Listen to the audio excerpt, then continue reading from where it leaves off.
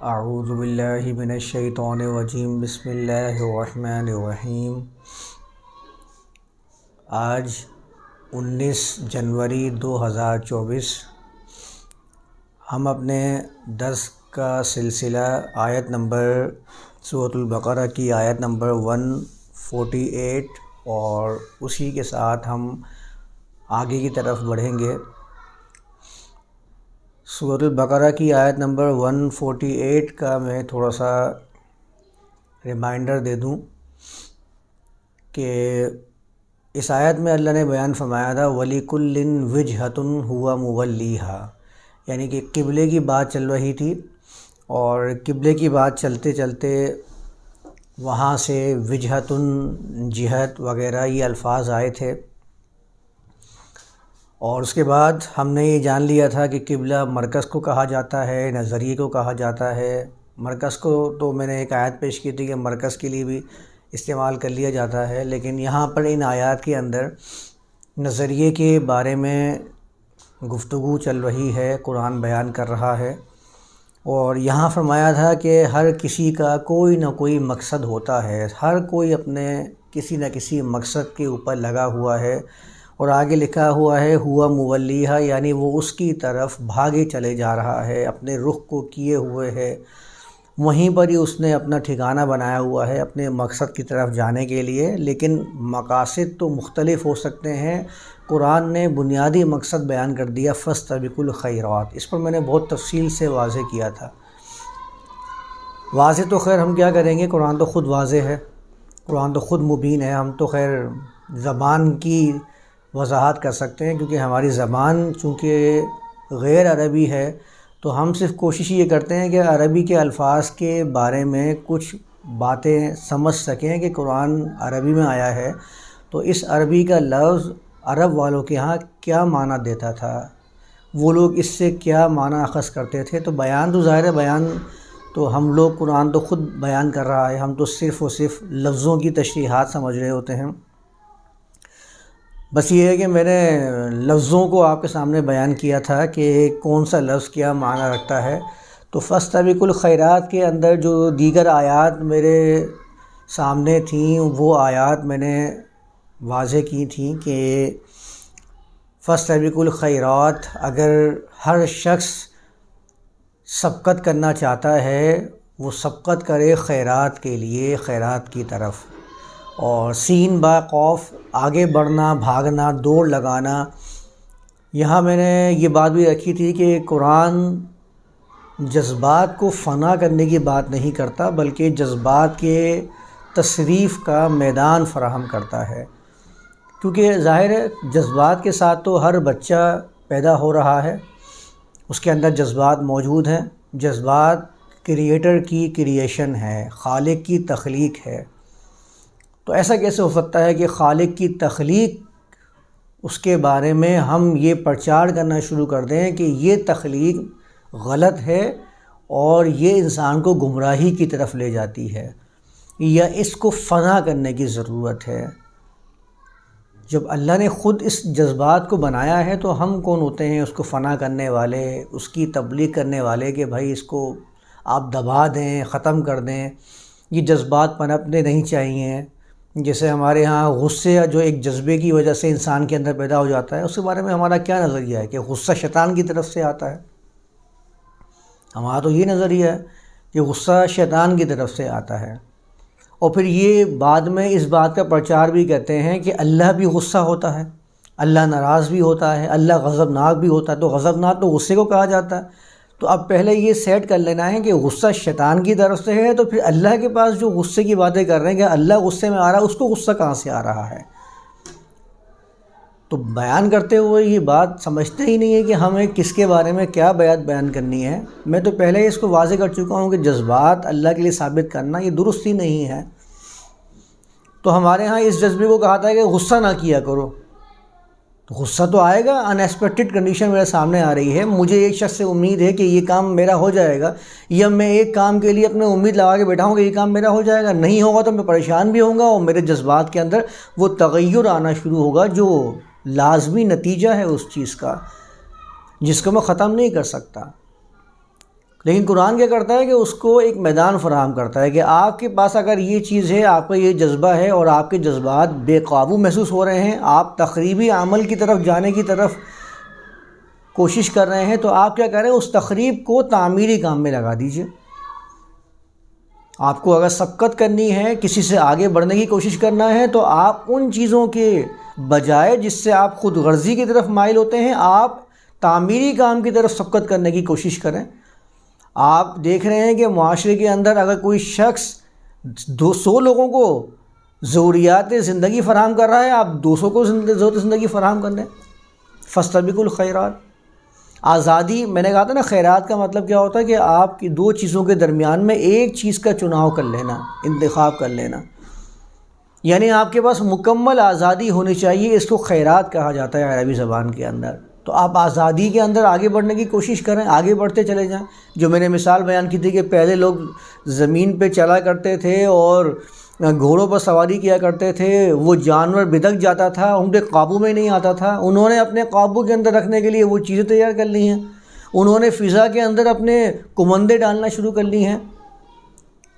تو آزادیوں میں آگے بڑھتے چلے جا رہے ہیں، کیونکہ سائنس کے اندر کیا ہوتا ہے، سائنس کے اندر ہر شخص جو آنے والے نظریات ہوتے ہیں، جو جدید سوچ ہوتی ہے، نظریہ ہوتا ہے، اس کو ویلکم کیا جاتا ہے۔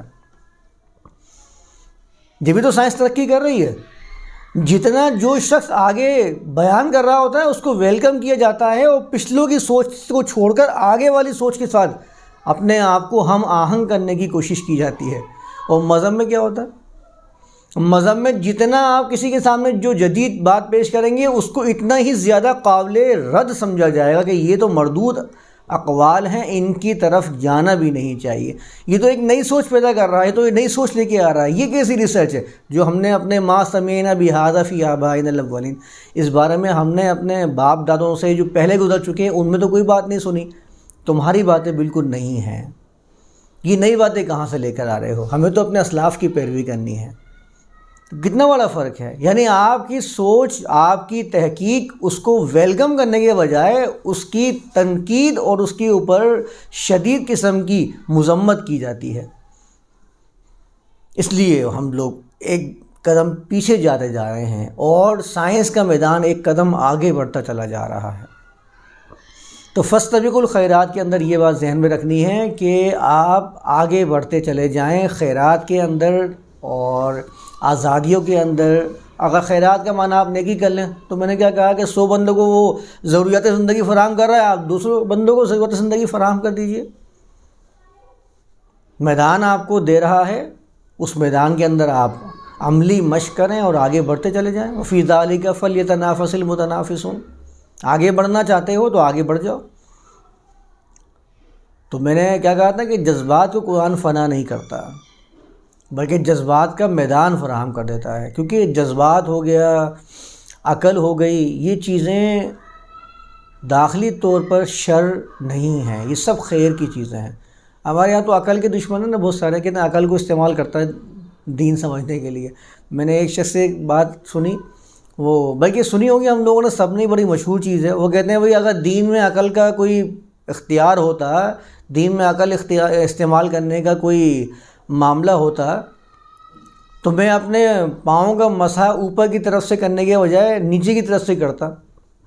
یہ ترمذی میں علی بن ابی طالب کا قول ہے یہ، کہ دین میں اگر عقل کا استعمال ہوتا تو میں مسح اوپر سے نہیں بلکہ نیچے سے کرتا۔ تو پاؤں کا مسح تو اوپر سے کرتے ہیں، تو عقل کا اختیار نہیں ہے، عقل کا استعمال بالکل درست نہیں ہے دین کے اندر۔ جو مل جائے عقل کو اس کے تابع لگا لیا جائے،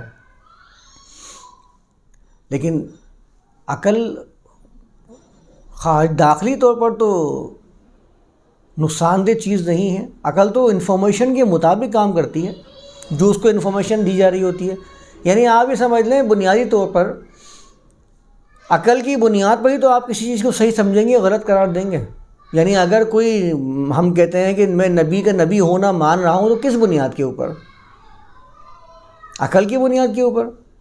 قرآن نے جب کہا فقط لبثت فیکم عمرا من قبلہ، تم میں پہلے بھی اپنی عمر گزار چکا ہوں، افلا تعقلون، وہاں پر عقل کا لفظ کیوں آیا ہے؟ نبی کا نبی ہونا کس بنیاد پر؟ کیا تم عقل استعمال نہیں کرتے ہو؟ عقل کی بنیاد کے اوپر۔ تو یہ ساری کی ساری چیزیں داخلی طور پر نقصان دہ نہیں ہیں، بلکہ ان کا استعمال انہیں شر کے اندر تبدیل کرتا ہے۔ آپ اگر صحیح استعمال کریں گے یہ خیر کی طرف جائے گی۔ میں نے کہا نا، کوئی بھی جذبہ، کوئی بھی وہ چیز جو اللہ کی طرف سے عطا کی گئی ہے، وہ کوئی بھی شر نہیں ہے، سب خیر ہے۔ ہمارا عمل اسے شر کے اندر تبدیل کر سکتا ہے۔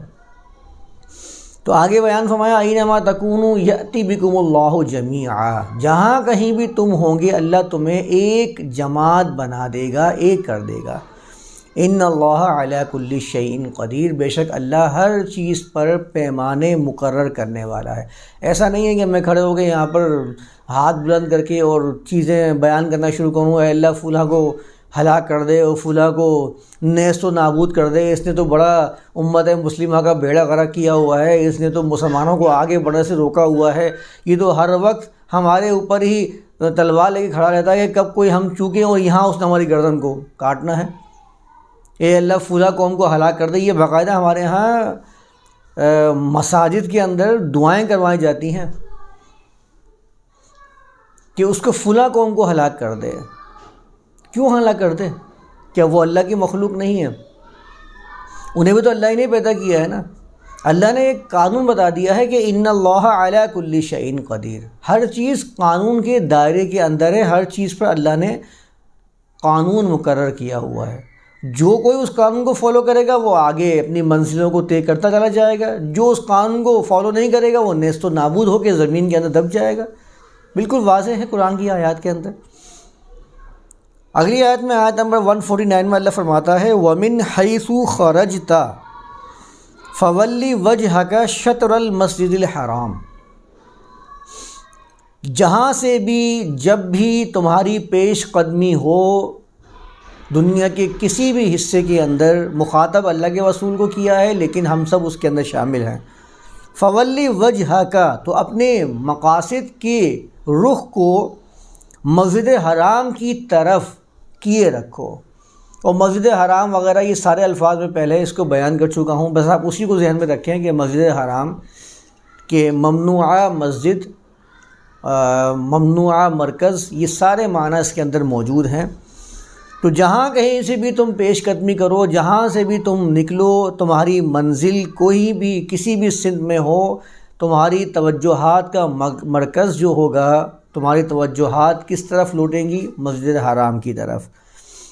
اچھا، اس کا مسجد حرام کا کچھ لوگوں نے یہ ترجمہ قرآن بھی کیا ہے، کچھ لوگوں نے یہ بھی بیان کیا ہے کہ مسجد حرام یہ جو ممنوعہ مرکز ہے جس میں کسی قسم کی باطل تحریف نہیں ہو سکتی ہے، تو انہوں نے مسجد الحرام کا ترجمہ قرآن بھی کیا ہے۔ آپ وہ بھی کر لیں، مسجد حرام۔ اصل بات یہ ہے کہ کلام الہی، کیونکہ جو مرکز اگر آپ کوئی بناتے بھی ہیں تو وہاں سے بھی کلام الہی کا صدور ہو رہا ہوتا ہے، وہاں سے اللہ کے احکام، اللہ کے قوانین کو آگے بڑھایا جاتا ہے۔ تو بنیادی چیز کیا ہے کہ مسجد حرام کی طرف اپنے رخ کو کیے رکھیں۔ وَإِنَّهُ لَلْحَقُّ مِن رَبِّكَ، اور حقیقت بات یہ ہے کہ یہ ہی تمہارے رب کی طرف سے حقیقت ہے۔ یہ حق کا لفظ 3 دفعہ آ چکا ہے، پچھلی آیات میں بھی آیا تھا، پھر اس کے بعد الحق بھی آیا تھا، یعنی کہ یہ وہ چیزیں ہیں جو بالکل حقیقت میں سامنے آنے والی ہیں۔ نظام آپ کا جب ہی پنپتا ہے جب وہ حقائق رکھتا ہے، لوگوں کے سامنے ہوتا ہے۔ لاسٹ میں نے کیا کہا تھا؟ میرے ذہن کے اندر خیالی باتیں ہیں، میں یہاں بیٹھ کے 10 سال بھی بیان کرتا رہا ہوں، عملی میدان میں لے کے نہ آؤں تو میرے ان باتوں کا کوئی مقصد، کوئی حل نہیں نکل سکتا۔ یہ غیر حقیقی ہی معلوم ہوگی، جسے ہم کہتے ہیں نا یہ باتیں کتابی باتیں ہیں، تو کتابی معلوم ہوں گی جب تک یہ عملی میدان میں نہیں آئیں گی۔ تو ایک نظم میں لانے کے لیے اس کے محنت کرنی ہوگی، کوشش کرنی ہوگی۔ وَإِنَّهُ لَلْحَقُّ مِن رَبِّكَ، اور یہی بات ہے جو تمہارے رب کی طرف سے حقیقت ہے۔ وَمَا اللَّهُ بِغَافِلٍ عَمَّا تَعْمَلُونَ، اور جو کچھ بھی تم عمل کرتے ہو اللہ اس سے قطعاً بھی غافل نہیں ہے۔ ہر عمل کے اوپر اس نے ایسے قانون مقرر کیے ہوئے ہیں کہ وہ اس کی زد سے بچ نہیں سکتے۔ یہی اس کا معنی ہے وَمَا اللَّهُ بِغَافِلٍ عَمَّا تَعْمَلُونَ کا۔ ہم جو عمل بھی کرتے ہیں اس کے نتیجے مضمر ہی ہوتے ہیں، اس کے اندر ہم اس سے بچ نہیں سکتے اس نتیجے سے۔ اس بات کو اچھی طرح سمجھنے کی ضرورت ہے۔ وَمِنْ حَيْثُ خَرَجْتَ فَوَلِّ وَجْهَكَ شَطْرَ الْمَسْجِدِ الْحَرَامِ، پھر سے اس کو اللہ نے دہرایا ہے۔ یہ کوئی معمولی چیز نہیں ہے جس کو قرآن بار بار دہرا رہا ہے، لیکن ہمارے نزدیک معمولی ہو چکی ہے۔ ہم نے یہ سمجھ لیا ہے کہ یہ قبلہ رخ کر لو اپنے آپ کو تو بڑا ہی آسان ہو گیا ہے، یا میں نے چند آیات کو بار بار پڑھ لیا ہے اور سمجھ لیا ہے کہ بس میں نے اس کا حق ادا کر دیا ہے۔ یہ بار بار قرآن جو بیان کر رہا ہے یہ ایک معاشرے کے قیام کے لیے بہت ضروری چیزیں ہیں۔ وَمِنْ حَيْثُ خَرَجْتَ فَوَلِّ وَجْهَكَ شَطْرَ الْمَسْجِدِ الْحَرَامِ، اس بات کو ایک دفعہ پھر یاد رکھنا ہے کہ جہاں سے بھی تم پیش قدمی کرو، دنیا کے کسی بھی خطے کے اندر تم ہو، تمہاری توجہات کا مرکز مسجد حرام ہی ہونا چاہیے۔ شطر کہتے ہیں عربی زبان کے اندر کسی چیز کا اپنے اصل سے الگ ہو جانا، یہ شطر کا بنیادی معنی ہے۔ یعنی کہ ایک پورا کا پورا حصہ ایک چیز ہے، اس کا کوئی جز تھوڑا سا اس سے الگ ہو جائے نا، اس کو شطر کہتے ہیں۔ اچھا، اس وجہ سے اس کا معنی عربی زبان میں دوری کے بھی ہو جاتے ہیں، لیکن سمت اور کسی طرف اپنے رخ کو متعین کرنا یہ بھی شطر کے اندر آتا ہے۔ شطیر عربی زبان میں پردیسی کو بھی کہتے ہیں، جو دور چلا جاتا ہے اپنے گھر سے، اپنے علاقے سے۔ تو شطر کا یہ معنی ہے، اور یہاں پر جو مسجد حرام آ رہا ہے، شطر المسجد الحرام، تو ایک سمت کی بات ہو رہی ہے، یعنی مسجد حرام کی طرف اپنے توجہات کا مرکز کیے رکھیں۔ اس کے بعد اللہ نے وَحَيْثُ مَا كُنْتُمْ فَوَلُّوا وُجُوهَكُمْ شَطْرَهُ، تمام لوگوں کو مخاطب کر کے کہا کہ رسول کے ساتھ ساتھ تم لوگ بھی، یہاں جمع آیا ہے، تم لوگ بھی جہاں سے بھی پیش قدمی کرو، خروج کرو، جہاں سے بھی اپنے قدموں کو آگے بڑھاؤ، کیونکہ منزلیں بہت ہیں دنیا کے اندر۔ آیات آئی تھی نا، وَلِكُلِّ وِجْهَةٌ هُوَ مُوَلِّيهَا، سب کے سب ہی کسی نہ کسی سمت کی طرف رخ کیے ہوئے ہیں، کہیں نہ کہیں اپنی منزل کو تلاش کرنے کی جا رہے ہیں۔ دنیا کے اندر ہزاروں قسم کے لوگ ہیں، ہزاروں مقاصد لوگوں کے پاس موجود ہیں، تو کوئی کہیں بھی ہو، بنیادی مقصد کیا ہے کہ دنیا کے اندر سلامتی ہونی چاہیے، اور سلامتی کا ایک مرکز یہ ایسی چیز ہے، ایسی بات ہے جو قرآن نے اتنا ٹائم پہلے بیان کی تھی۔ آج لوگ اس کے اوپر اتفاق کر کے بیٹھے ہوئے ہیں۔ اقوام متحدہ کے اندر آپ دیکھ لیجئے، پوری دنیا کے ممالک اس بات پر متفق ہیں کہ ایک مرکز ہونا چاہیے جس میں حقوق انسانیت کی بات ہونی چاہیے۔ سب نے اس کے اوپر سائن کیے ہوئے ہیں کہ ہاں یہ بات صحیح ہے، درست۔ اور قرآن کب بتا رہا ہے اس بات کو؟ تو جہاں بھی پیش قدمی تمہاری ہو، تمہاری توجہات کا مرکز مسجد حرام کی طرف ہونا چاہیے، اور تم لوگ بھی جہاں ہو فَوَلُّوا وُجُوهَكُمْ شَطْرَهُ، اپنے وجوہ کو اس کی طرف کیے رکھو، لِأَلَّا يَكُونَ لِلنَّاسِ عَلَيْكُمْ حُجَّةٌ، تاکہ یہ چیز لوگوں پر یا لوگوں کے لیے تم پر کوئی حجت نہ ہونے پائے، کوئی اعتراض تمہارے اوپر لوگوں کی طرف سے نہیں آنا چاہیے۔ سب سے بڑا اعتراض تو یہی ہوگا کہ قرآن پڑھے جا رہے ہیں، نمازیں ادا کیے جا رہے ہیں، لیکن کوئی سامنے نتیجہ نہیں آ رہا، ہاتھ اٹھا اٹھا کر دعائیں کیے جا رہے ہیں، اور کسی کو بد دعائیں دے رہے ہیں کہ یہ ختم ہو جائے، یہ نیست و نابود ہو جائے، اور اپنی کوشش، اپنی ترقی کے لیے کوئی عمل نہیں کر رہے ہیں، تو ایسا کچھ نہیں ہوگا، یہ نہیں ہو سکتا۔ تو سب سے بڑا اعتراض تو لوگوں کا، انسان ہمارے یعنی کہ جو اسلام پسند لوگ ہیں ان کے اوپر یہی بنتا ہے۔ تو قرآن کہتا ہے کہ جب قرآن نے آپ کو یہ چیزیں واضح کر دی ہیں، یہ واضح کس لیے کی ہیں؟ تاکہ لوگوں کے لیے آپ پر کوئی اعتراض باقی نہ رہ سکے۔ اگر اعتراض باقی ہے تو اس کا مطلب ہے کہ ہم نے اس کے اوپر درست عمل نہیں کیا۔ إِلَّا الَّذِينَ ظَلَمُوا مِنْهُمْ، البتہ وہ لوگ جو ان میں سے ظالم ہیں، ظلم کرنے والے ہیں، وہ تو اعتراض کریں گے، لیکن جو انصاف پسند لوگ ہیں وہ کبھی آپ کے ایسے معاشرے پر اعتراض نہیں کر سکتے جو اسلام کا داعی ہوگا، جہاں پر باقاعدہ عمل کرنے کی مشق کی جائے گی۔ فَلَا تَخْشَوْهُمْ وَاخْشَوْنِي،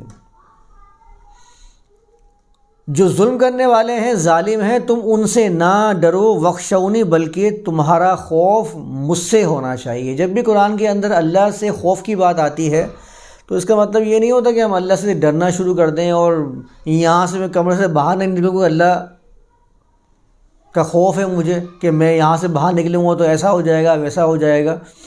اللہ کے خوف سے مراد یہ نہیں ہے، بلکہ اللہ کے خوف سے مراد یہ ہے کہ آپ اللہ کے قانون کی خلاف ورزی کرنے سے بچ جائیے، آپ اس کے قانون کو مت توڑیے۔ اگر آپ اس کے قانون کو توڑیں گے تو آپ کو اس بات سے ہمیشہ تیار رہنا ہے کہ اس کے جو منفی نتائج ہیں اس کا مجھے سامنا کرنا پڑے گا، اس کا خوف ہونا چاہیے۔ جیسے میں کئی دفعہ ایک مثال دیتا رہتا ہوں نا کہ آپ نے آگ کے اندر ہاتھ ڈال کے کیا کرنا ہے، آپ کو ڈرنا ہی ہے۔ آپ سب سے پہلے کیا کرتے ہیں، آگ میں ہاتھ ڈالتے ہیں تو فوراً آپ کا ہاتھ آپ کو پیچھے کی طرف جھٹکا مار کے پھینکتا ہے کہ نہیں اس میں ہاتھ نہیں ڈالنا ہے، یعنی وہ خود تمہیں بتا رہا ہوتا ہے کہ اس چیز کے اوپر نہیں آؤ، یہ تمہیں نقصان دے سکتی ہے۔ لیکن اگر آپ اپنا ہاتھ ڈال کے رکھیں گے تو آپ کو نقصان ہوگا، آپ کو اپنی حفاظت خود کرنی ہے۔ تو یہ ہے وخشونی، یعنی اللہ کے خوف، اللہ کے قانون کا خوف، اللہ کے نظام کو برباد کرنے کا خوف۔ اس دنیا کے اندر جو نظام ہے وہ اسلام کا سلامتی کا نظام ہے، اگر آپ اس نظام کو برباد کریں گے تو آپ بھی اس کی زد میں آئیں گے، آپ کو بھی اس کا سامنا کرنا پڑے گا۔ فلا تخشوہم وخشونی، بس تم ان کا خوف نہ کرو جو معاشرے میں ظلم کرنے والے ہیں، بلکہ خوف کرنا ہے تو میرا کرو کہ اگر تم نے سلامتی کو پارا پارا کر دیا تو تمہارا معاشرہ، تمہاری کائنات کا نظام، تمہاری دنیا کا نظام بھی برباد ہو جائے گا۔ وَلِأُتِمَّ نِعْمَتِي عَلَيْكُمْ وَلَعَلَّكُمْ تَهْتَدُونَ، اور یہ باتیں اللہ کیوں بیان کر رہا ہے؟ تاکہ میں اپنی نعمت کو تمہارے اوپر تمام کر دوں، وَلَعَلَّكُمْ تَهْتَدُونَ، اور شاید کہ تم راہ راست پر آنے والے ہو جاؤ، ہدایت یافتہ ہو جاؤ۔ اس لیے اللہ نے اس باتوں کو، ان چیزوں کو بیان کیا ہے۔ اور ان چیزوں کو بیان کیسے کیا ہے؟ کَمَا أَرْسَلْنَا فِيكُمْ رَسُولًا مِّنْكُمْ، ان باتوں کو بیان ایسے کیا ہے کہ تم میں سے ہی اس نے ایک رسول کا انتخاب کیا، تم میں سے ہی ایک شخص کو منتخب کر لیا، ایک لیڈر کو منتخب کر لیا اور اس کے ذریعے پیغام رسانی کا ایک ذریعہ جاری و ساری رکھا۔ جیسے کہ ہم لوگ لیڈر کو منتخب کر لیتے ہیں، لیڈر کو منتخب کیسے کیا جاتا ہے؟ ہم جانتے ہیں کہ جو سب سے زیادہ بہترین اور انٹلیکچوئل ہوتا ہے اس کو ہم منتخب کر لیتے ہیں کہ بھئی یہ آج سے ہمارا لیڈر ہے، یہ ہمیں لیڈ کرے گا، اور وہ اس امت کو لے کے چل رہا ہوتا ہے، اپنی جماعت کو لے کے چل رہا ہوتا ہے۔ تو اللہ نے بھی ایسے انتخاب کیا کہ جو اپنے معاشرے کے اندر بہترین راہ پر گامزن چلے آ رہے تھے، جن کے کردار ان کے اعمال کے ساتھ جڑے ہوئے تھے، بہترین کردار کے حامل افراد، ان کو اللہ نے رسول منتخب فرمایا، اور یہ لوگوں میں سے ہی تھے۔ یہ بس بار بار جو قرآن کہتا ہے نا رسولاً منکم، تم میں سے، یہ کیوں بیان کرتا ہے؟ ہمارے ہاں جو نظریات رسول اور نبی کے بارے میں موجود ہیں وہ بہت الگ ہیں ان نظریات اور ان باتوں سے جو قرآن نے بیان کی ہیں۔ قرآن رسولاً منکم کہتا ہے کہ تم میں سے ایک رسول، اور ہمارے ہاں رسول ہم میں سے تو نہیں مانا جاتے، ہمارے ہاں رسول ان کو مانا جاتا ہے، یا ہمارے ہاں اللہ کا مقرب ان کو قرار دیا جاتا ہے جو انسانیت کے لیول سے تھوڑا سا اوپر نظر آئیں۔ نہیں نظر آتے تو ہم دکھانے کی کوشش کرتے ہیں کہ بھائی دیکھو وہ تو رسول تھے، ہم کہاں ان جیسے ہو سکتے ہیں۔ یہ بڑا مشہور ہمارے ہاں ایک مقولہ ہے جو بیان کیا جاتا ہے، وہ تو رسول تھے، ہم کہاں ان تک پہنچ سکتے ہیں۔ تو پھر قرآن نے رسول کی مثالیں، یہ رسول کے جو اعمال تھے ان کو بیان کیوں کیا ہے؟ قرآن یہ کیوں کہتا ہے کہ لقد کان لکم فی رسول اللہ اسوۃ حسنہ؟ یہ قرآن یہ کیوں کہتا ہے کہ قد کانت لکم اسوۃ ابراہیم والذین معہ، کہ ابراہیم کا جو زندگی کا گزارنے کا طرز عمل تھا، جو ایک زندگی کے معاملات تھے، وہ تمہارے لیے ایک ماڈل اور رول ماڈل کے طور پر سامنے آتے ہیں۔ اور صرف ابراہیم نہیں، والذین معہ، بلکہ ان کے ساتھ جو بھی ساتھ چل رہے تھے، معاملات کو دیکھ رہے تھے، وہ سب کے سب تمہارے لیے ایک رول ماڈل کی حیثیت رکھتے ہیں۔ رول ماڈل ہوتا کون ہے؟ ہم اگر رول ماڈل کا لفظ سمجھ لیں تو رول ماڈل وہ ہوتا ہے جس کے کردار سے ہم اپنے کردار کو بہتر بنانے کی کوشش کرتے ہیں۔ قرآن بار بار یہ بات کیوں کہتا ہے رسولاً منکم، تم میں سے ہم نے ایک نمائندہ منتخب کیا ہے؟ یہ بڑا پیغام ہے سمجھنے والا۔ بہت ساری باتیں ہیں جو میں اپنے اس کے مقام پہ جا کر بیان کروں گا۔ کچھ باتیں میں نے اس سے پہلے جو آیات آئی تھیں ابراہیم رسول اللہ والی، وہاں بھی کچھ باتیں بیان کی تھیں، اور دوبارہ سے قرآن نے یہاں بیان کیا ہے کہ منکم رسولاً منکم، تم میں سے ایک رسول ہم نے منتخب فرمایا۔ کس چیز کے لیے؟ تاکہ لوگوں کے اندر معاشرہ قائم کرنے کی جو توجہ ہے وہ پیدا کی جائے۔ وہ رسول کیا کرتے تھے؟ یتلو علیکم آیاتنا، تم پر ہماری آیات تلاوت کرتے ہیں، وَيُزَكِّيكُمْ، تمہارا تزکیہ کرتے ہیں۔ بڑا تفصیل سے میں نے بات کی تھی نا سورہ بقرہ کے آیت نمبر 125-26 کے اندر کہ تزکیہ کیا ہے، اور یتلو علیکم آیاتنا، ہماری آیات کو تلاوت کرتے ہیں، تو یہ تلاوت آیات کیا ہے، تزکیہ کیا ہوتا ہے، اس کے حش و زوائد کو الگ الگ کرتے چلے جانا، یعنی کہ ایسا علم، ایسا فن، جسے آپ نے کبھی دیکھا ہے نا، یہ مٹی کے جو گھڑے بنا رہے ہوتے ہیں، وہ کیا کرتے ہیں، مٹی کے گھڑے بنانے والے ایک مٹی کو لیں گے، آپ کبھی دیکھیں، اور ایک اس کے اوپر پیمانے کے اوپر رکھ دیں گے، جو چرخی گھوم رہی ہوتی ہے اس کے اوپر رکھ دیں گے، اور دیکھتے ہی دیکھتے آپ کے سامنے وہ کس طریقے سے اس مٹی کو، چکنی مٹی کو ایک گھڑے کے اندر تبدیل کر رہا ہوتا ہے۔ اور جب تبدیل کر رہا ہوتا ہے تو اس میں دیکھا ہو کہیں نہ کہیں وہ اونچا نیچا اور موٹا اور پتلا مٹی کا وہ ایک گٹھلی سی بنی رہ جاتی ہے، یا کوئی سیٹنگ نہیں ہو پاتی، تو وہ ایک چھوٹی سی پتری ہوتی ہے، وہ چرخی گھوم رہی ہوتی ہے، وہ مٹی کے گھڑا گھوم رہا ہوتا ہے، وہ چرخی کیا کرتا ہے کہ اس کے اوپر رکھتا ہے، وہ بالکل جہاں گھومتے گھومتے بالکل سیدھا ہونا شروع ہو جاتا ہے، اپنی شیپ میں آنا شروع ہو جاتا ہے۔ اس کو تزکیہ کہتے ہیں عربی زبان کے اندر۔ یعنی تزکیہ اس حد تک لوگوں کے اندر حش و زوائد کو دور کر کے ان کو اصلی صورت میں سامنے لے کے آ جاتا ہے، یہ تزکیہ ہوتا ہے۔ یعنی انسان کے کردار کو یکسر بدل کے رکھ دے۔ انسان کسی اور صورت میں چلا آ رہا تھا، اس کے صورت کو لے کر آئے کہ یہ حقیقی طور پر اس کو اس سانچے میں ڈھالنا تھا، اس کو تزکیہ کہا جاتا ہے۔ تو رسول یہ تزکیہ کیسے کیا کرتے تھے؟ اپنے اقوال کے ذریعے۔ اگر اپنے اقوال کے ذریعے تزکیہ کیا کرتے ہوتے تو پھر قرآن کے نزول کی ضرورت ہی کیا تھی؟ قرآن نازل ہی نہیں کیا جاتا۔ میں تو آپ کو بتا رہا ہوں، رسول کو ہوتے ہی وہ ہیں جو معاشرے کے بہت دانشور افراد ہوتے ہیں، جو معاشرے کی فکر کرنے والے لوگ ہوتے ہیں، تو وہ اپنے ہی اقوال کے ذریعے یہ معاملات کر دیتے، انہیں قرآن کے نزول کی ضرورت پیش ہی نہیں آنی چاہیے تھی۔ تو یہ سارا کا سارا تزکیہ، یعنی کہ ایک چیز کو اس کی بہترین صورت میں سامنے لے کے آ جانا، یہ رسول اللہ کے کلام سے ہی کیا کرتے تھے، کیونکہ رسول کا لفظ آیا ہے، کسی شخص کا لفظ نہیں آیا، یہ بات یاد رکھیے گا۔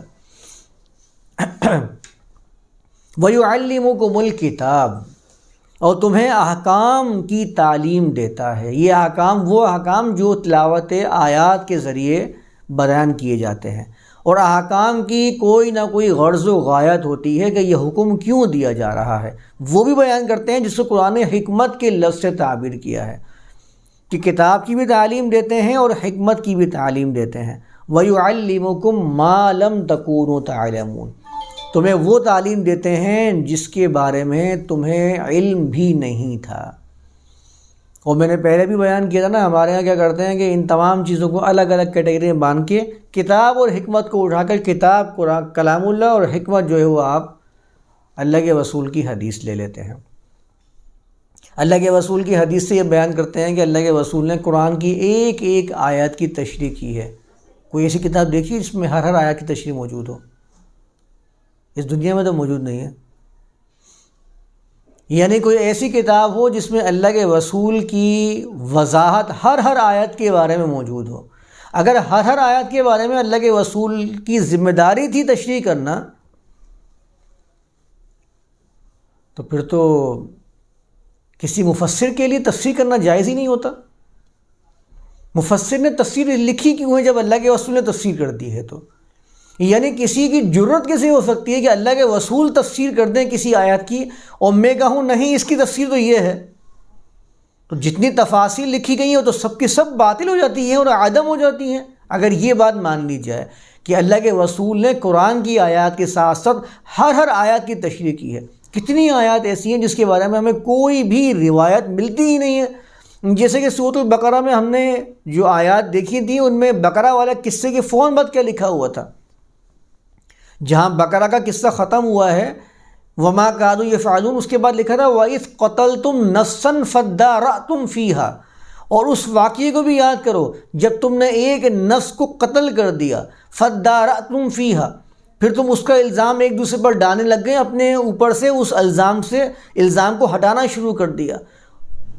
اس آیات کی کوئی تشریح کسی حدیث کے اندر موجود نہیں ہے۔ شدید اختلاف مفسرین کا آپس میں ہے کہ اس آیت کا مفہوم کیا ہے اور اس کو کس طرح سمجھا جائے گا۔ کہ تو میں نے ایک مثال پیش کی، ہزاروں آیات ہیں جن کی مثال پیش کی جا سکتی ہے جس میں اللہ کے رسول کے بارے میں، اس آیت کے بارے میں کوئی حدیث بیان نہیں کی گئی ہے۔ تو یہ والا دعویٰ تو ویسی باطل ہو جاتا ہے کہ اللہ کے رسول نے ہر آیات کی تشریح کی تو ہم اللہ کے رسول کی حدیث کے مطابق ہی کسی آیت کو سمجھنے کی کوشش کریں۔